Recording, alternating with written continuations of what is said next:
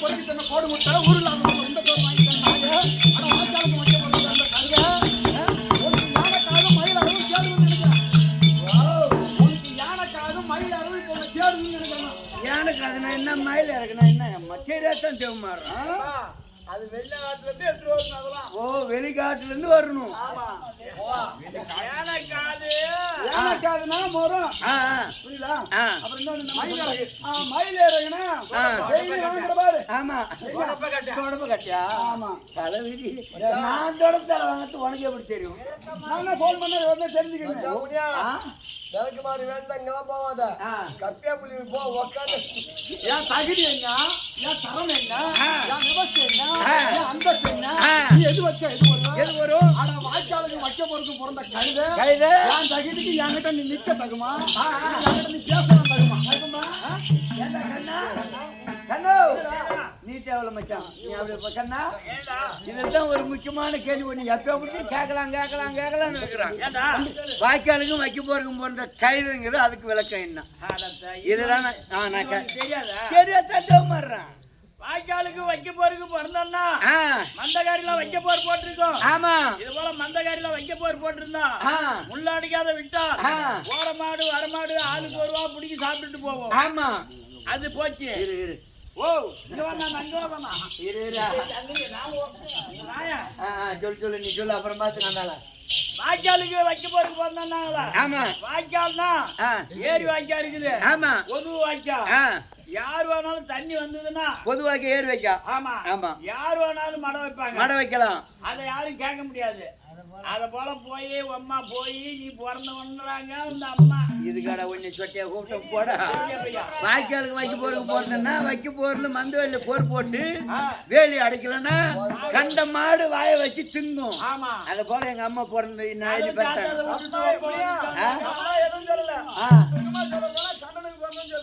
சரி போ நரியின் கூட நடையில தெரியுமா? ஜாதியின் கூட வார்த்தை தெரியுமா? புரியுமா? ஜாதிமான் ஜாதி கஞ்சுமா அஞ்சுமா கொஞ்சம் மாதிரி ஈன ஜாதிக்கு பிறந்தவங்க எதுக்கு அஞ்ச மாட்டாங்க? பூரா வச்சுட்டு பார்த்து அவன் இவனை அடிக்கணும்னு எல்லாம் அவன் தான் போய் பார்த்துக்கிறாங்க. இல்ல ஆமா அதாவது யாருக்கிட்ட எப்படி பேசணும், எந்த இடத்துல ஏற்றணும், எந்த இடத்துல இறங்கணும், யாரு பெருந்தன்மையான பொம்பளை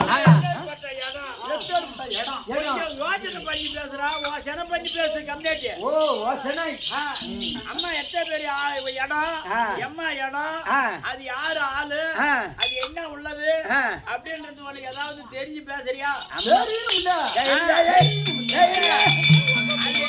எப்பேற்பட்ட இடம் அது? இது கோயித்துல போய் கோயித்துல கொல்லி குச்சி இடம் தான் ஆரம்பிச்சு. ஆமா ஆமா என்னமா இப்ப வெளிநாட்டுக்கு போனது வெளிநாடுல அந்த ஊருக்கு நாட்டாடும் போது இந்த மாதிரி உட்காந்து ஆட்டம் பார்த்தவன். ஆமா இன்னைக்கு ஒரு கம்பெனி ஓனரு கூலிக்கு கம்பெனிக்கு ஓனம் இந்த மாதிரி உட்காந்து ஆட்டம் பார்த்தவன். ஆமா நான் ஆட்டாடும் போது கோயிலுக்கு போய் இன்னைக்கு ஒரு கம்பெனி ஜமா ஓனரு கூலிக்கு ஆட்டாடுறேன். காலம் பதில் சொல்லும் போடா, காலம் தான் பதில் சொல்லும் போடா. சரி அது பண்ணட்டும். ஐயா வந்து போறவரே ஐயா வந்து போறவரே வந்து இருக்கிறார் மேலால வந்து மடியாத என்னால நான் நொந்து கிடக்குறேன் ஒன்னால. இதோட விளக்கம் ஏதாவது தெரியுமா? விளக்கமா சொன்னாதான் நான் தெரியும். இது ஒண்ணும் தெரியாதா? இந்த விளக்கெல்லாம் தெரிஞ்சா நான் ஏன் ஒண்ணுக்கு வேலை இருக்கிறேன். நீ ரெண்டு பார்த்து சேர்த்துக்கிட்டு நீ ஒரு ஜமா போட்டுக்கிட்டு ஏதோ சித்திர வைகாசம் நீ 10 ஊரை கெடுத்துருவா. ஆமா ஆமா 10 ஊரை ஆகிடுவா. ஆமா அந்த யாரும் தூங்க வரது இல்ல. சரி இதுக்கு அர்த்தம் என்ன தெரியுமா? என்னமா? அதாவது உன் மனைவி இருக்காங்களே ஆமா உன்னை விட்டு ஆனா உண்மையில அந்த அம்மா அம்சமான பொம்பளை தான்டா, உனக்கான பொண்டாட்டி இல்லடா. என்ன பண்றது? என்னமோ அந்த மூஞ்சி பார்த்து நான் கட்டிட்டேன். எனக்கு ஏதோ ஒரு கிளிய வளர்த்து ஒரு சொரம் கையில கொடுத்துருக்கானோ.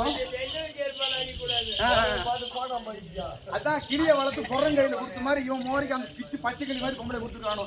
சரி அது போகட்டும். அந்த பொம்பளை உன்னை விட்டு மற்றொரு கள்ளக்காதலனை தேர்ந்தெடுத்து விட்டாலாம். ஓ என்னை விட்டுட்டு என் பொண்டாட்டி கல்லாம்படம் வச்சுக்கிறா. உன்னை விட்டு உன் மனைவி மற்றொரு கள்ளக்காதலனை தேர்ந்தெடுத்து விட்டார். கள்ளக்காதலனை இது நேரா பார்த்து குடிச்சு ஒண்ணு கிடக்க ஒண்ணு கேட்டு இந்த குடும்பத்துல சண்டை வேணாம், நம்ம மறைமுகமா இதை எப்படியாவது கண்டுபிடிக்கணும். ஆமா, நம்ம பொண்டாட்டி நம்ம கூட வச்சுக்கணும். நமக்கு 2 புள்ள குட்டி ஆகி போச்சு, இத பெருசா ஆக்கி குடும்பத்தை கெடுத்துக்க கூடாது. ஆமா, அப்படிங்கிற எண்ணம் உங்க மனசுல. என் மனசுல. ஆமா, வெளியே காட்டிக்கல இப்படிங்கிற எண்ணம் உங்க மனசுல இருந்ததுனால ஆமா, அம்மா நீங்க நான் கூட்டுக்கு போயிட்டு வரேம்மா. செத்தனா இருக்கல. டேய் என்னடா சத்தம் பின்னாலையும் சத்தம் போற. அம்மா நான் கூத்துக்கு போயிட்டு வரேன், நீ வீட்ல இரு அப்படின்னு சொல்லிட்டு நீ போயிட்ட. உங்க வீட்டுக்கார அம்மா நேரா விறுவிறுன்னு அங்க போனாங்க. யாருக்கிட்ட? எங்க சகலங்கிட்ட. ஏன் சகல பாடிட்டு முன்னாடி போறேன், எங்க ஆம்பளை ஆட்டத்துக்கு போறாங்க. எங்க வீட்டுக்காரர் கூத்துக்கு போயிட்டாரு, இன்னைக்கு போயிட்டாரு. நீங்க இரவு 9-10 மணிக்கெல்லாம் வந்துருங்க. நம்ம அப்படி இப்படி இருக்கலாம், நம்ம ஃப்ரீயா இருக்கலாம் அப்படின்னு உங்க வீட்டுக்கார அம்மா போய் உங்க சகலங்கிட்ட சொல்லிட்டு வந்துட்டாங்க. ஏன் சகல பாடிக்கிட்ட? ஆமா, நீ கூத்துக்கு போற மாதிரி போயிட்டு ஆமா தோட்டத்து வாசப்படியால வந்து பரண மேல ஏறி உட்காந்துருக்கிற. பரண மேல ஏறி தெரியாத உட்காந்துக்கிற. என்ன பண்றாங்க பாக்கணும்னு. என்ன நடப்பா இன்னைக்கு அவ நடப்புல தான் இருக்கிறான். நீங்க பாத்துக்கிட்டு தான் இருக்கிறோம். பரண மேல ஏறி நீ உட்காந்துருக்கிற. இரவு 9 மணி ஆச்சு. அந்த ஆளு வீதியில வருவதும் போவதுமா இருக்கான். ஓ என் சகலம். ஏன்னா நம்ம உள்ள போகும்போது யாராவது பாத்துருவானோ அப்படின்னு சொல்லிட்டு அவன் வீதியில வரான் போறான் இப்படியே இருந்துகிட்டு இருந்தது. ஏன்னா என் வீடு வந்து ரோட்டு வரும் வாசப்படி. ஆமா ஆமா, இந்த ரோட்ல வர்றதும் போறதும் என் சகலம் இருக்கிறான். இந்த அம்மா எதார்த்தமா மேல பாத்தாங்க, பரண மேல நீ உட்கார்ந்து இருந்தா. நான் உட்கார்ந்துருக்கேன். சூது கபடி இல்லாத பொம்பளை தானே, இவன் நல்லவளா இருந்திருந்தா ஏயா கூத்துக்கு போறேன்னு சொன்னிய, நீ ஏன் மேல உட்கார்ந்துருக்கிற? எதுக்காக உட்கார்ந்துருக்கிற? இறங்கி வான்னு கேட்கணுமா கேட்க கூடாதா? கண்டிப்பா கேட்கணும். எப்படி கேப்பா? வாசல்ல ஒருத்தன் நிப்பாட்டி விட்டா, உள்ள மேல ஒருத்தன் உட்காந்துக்கிறான். சரி இது என்ன பண்ணணும், இது எப்படியாவது சமாளிச்சு 2 பேர்த்து அனுப்பணும்னு இவ எப்படி சொல்றா? எப்படி? ஐயா வந்து போறவரே. யாரு வந்து போறா? கள்ளப்புருஷன். எங்க வராரு? ரோட்ல. ஐயா வந்து போறவரே. வந்து இருக்கிறார் மேலால. வந்து மடியாதே என்னால. நான் நொந்து கிடக்கிறேன் ஒன்னால. வேதனைப்பட்டு கிடக்கிறேன் ஒன்னால. உன்னையும் வர சொல்லிவிட்டேன். எப்படி இருப்பாரு? உன்னையும் நான் வர சொல்லிவிட்டேன். உன்னையும் நான் வர சொல்லிவிட்டேன். இந்த ஆளு மேல உட்காந்துருக்கான் அப்படின்னு சொல்லி இந்த அம்மா அப்படி சொன்ன உடனே அந்த ஆளு புரிஞ்சுக்கிட்டான். அந்த ஆளு வீதியில வந்துட்டு போயிட்டு இருந்தானே, அந்த ஆளு புரிஞ்சுக்கிட்டான். ஓ ஏதோ ஆள் இருக்கிறான் பிறகு நம்ம போக கூடாது அப்படின்னு சொல்லி அந்த ஆளு எஸ்கேப் ஆயிட்டாங்க. எஸ்கேப் ஆன உடனே நீ திடீர்னு கீழே குதிச்சு இரவு 10 மணி ஆகிறதே இப்படி ஒரு கருத்துரையான வார்த்தை சொல்றாயே, இதுக்கு காரணம் என்ன அப்படின்னு உங்க வீட்டுக்கார அம்மா கேக்குற. ஆமா, அவனை சமாளிச்சுட்டாங்கல்ல, இப்ப உன்னையும் சமாளிச்சு விடணும்ல. என்னையும் சமாளிக்கணும். அதுக்காக அந்த அம்மா என்ன சொல்லுது? ஒரு சின்னம் சிறுவனாகப்பட்டவன் நாக்கப்பூச்சை நோண்டிக் கொண்டு குளத்திற்கு மீன் பிடிக்க சென்றான்.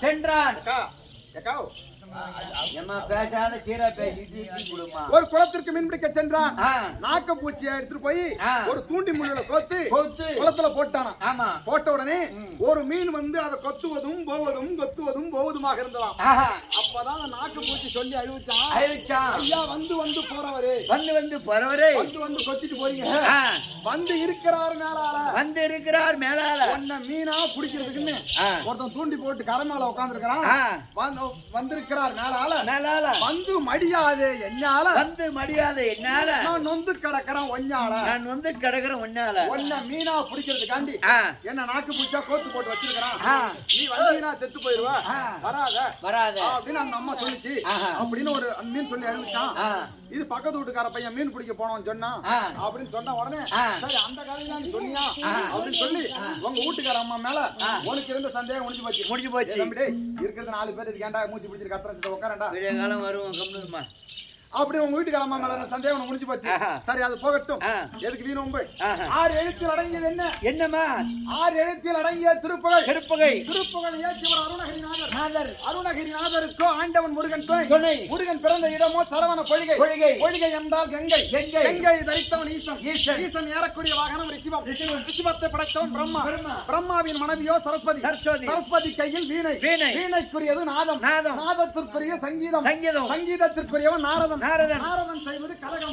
கலகத்தை கொடுத்தான் தர்க்கன். தர்க்கனின் மகளோ சக்தி. சக்தியின் கையில் கபாலம். கபாலத்திற்கு ஒரு அரக்கர். அரக்கர்கள் செய்வது அக்கிரமம். அக்கிரமத்தை அடிப்பது சக்கரம். சக்கரத்திற்குரியவரோ விஷ்ணு. விஷ்ணு அவதாரமோ 10 தலை உடையவனோ ராவணன். ராவணனின் நாடோ இலங்கை. இலங்கை என்றால் ஒரு ஆழியாகிய சமுத்திரம். அலைவாக அலைவதே அலை. ஆளு இலையின் மேல் பள்ளி கொண்டவர் யார்? ஸ்ரீ நமோ நாராயணமூர்த்தி. அன்னோர் மார்பிலே தங்கக்கூடிய மகாலட்சுமி. திருவாகிய மகாலட்சுமி கடாட்சியம் ஒரு சபைக்கு முன்பாக நான் தற்போது வந்தேன். நான் யார்? என்ன நாட்டு அரசு? எட்டு பண்ணா தொடர்ந்து பண்ணா ஏதாவது தெரியுமா? கண்டவனுக்கு பண்ணா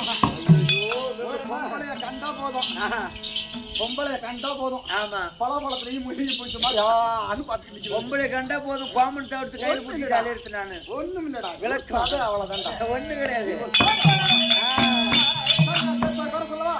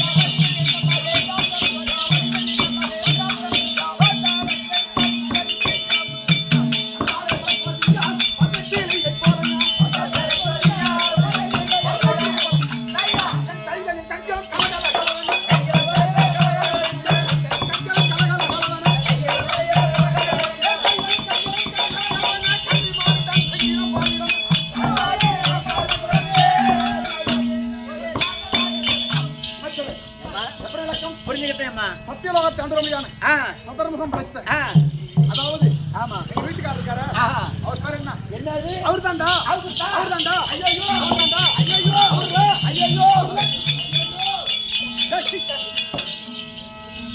எங்க வீட்டுக்காரர் பேர் அவர்ரா. நீதாயம்மா அவர்ரா இல்லையா?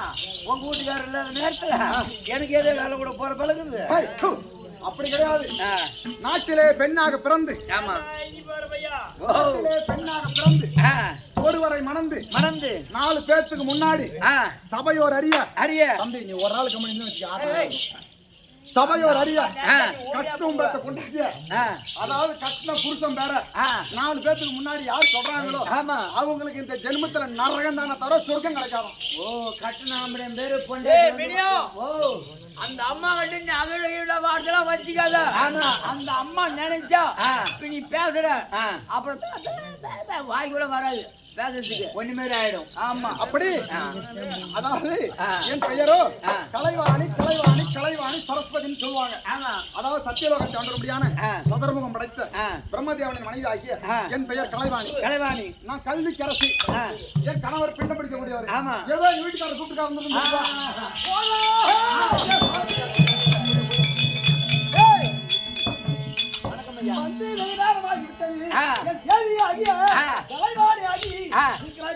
வந்துருச்சு உட்காருங்க. எங்க மாமா என்ன சொன்னாரு? எங்க அத்தான் என்ன சொன்னாரு? சொன்னாரு. சரி பார்த்துட்டு வருவா.